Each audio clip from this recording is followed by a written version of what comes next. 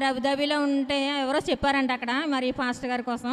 అక్కడ నాకు నెంబర్ ఇచ్చారు. ఈ నెంబర్కి ఒకసారి ఫోన్ చేసి ప్రార్థన చేయించుకోమంటే వారికి స్వస్థత వరం ఉంది, చాలా విడుదల అవుతున్నాయి అనేసి విన్నాను నేను అనేసి అంటే ఫోన్ చేశానండి. పాస్టర్ గారు ప్రార్థన చేశారు నాకు ఫోన్లోనే. ప్రార్థన చేసిన తర్వాత నాకు కొంచెం బాగానే ఉంది. తర్వాత మరి పాస్టర్ గారు కూడా 7 సన్నిధి స్త్రీలను తీసుకొచ్చి మా ఇంట్లో ప్రార్థన చేశారు. చేసినప్పుడు నాకు ఒక మాట చెప్పారండి పాస్టర్ గారు, మీ ఇంట్లో కొంచెం శాతాను కనిపిస్తుందని చెప్పారు. మేము విగ్రహారాధనలోంచి వచ్చాం, చాలా ఎక్కువ పూజలు చేసేవాళ్ళం, కానీ శాతాను మమ్మల్ని అన్ని రకాలుగా కూడా మమ్మల్ని శోధించుకుంటూనే వచ్చింది. మరి పాస్టర్ గారు వచ్చి మరి సన్నిధి స్త్రీలతో మా ఇంట్లో ప్రార్థన చేసి వెళ్ళిన తర్వాత కూడా మాకు చాలా మెరుగు అనిపించిందండి. ఇప్పుడు మరి దేవుడు ఇక్కడికి రావడానికి ఈరోజు ఆయన కృప చూపించారు. రాంబాబు గారు చాలా బాధపడుతూ ఉండేవారు. నాకు ఆయన పెట్టిన మెసేజ్లు కూడా ఇప్పటికి కూడా ఉన్నాయి. చాలా బాధపడుతూ ఉండేవారు.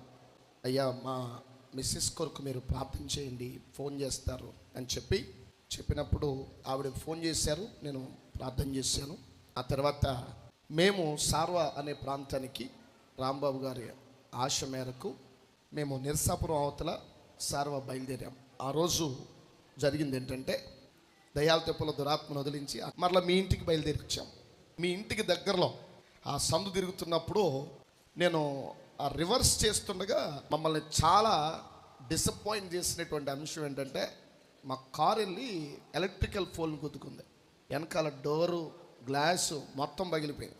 చాలా డిసప్పాయింట్ అయ్యేటటువంటి సిచ్యువేషన్. కానీ నా మనసులో ఇంత విచారం కూడా నాకు కలగల. ముందు అక్కడికి వెళ్ళి ఆ విషయం అర్థమైపోయింది. ఇంకా అంత భారీ నష్టం జరిగిన తర్వాత ఎవడైనా ప్రార్థనకి వెళ్తాడా? తర్వాత వస్తాంలే అమ్మా అని చెప్పి వెనక్కి తిరిగి వెళ్ళిపోతాడు. కానీ మీ ఇంటికి వచ్చాం.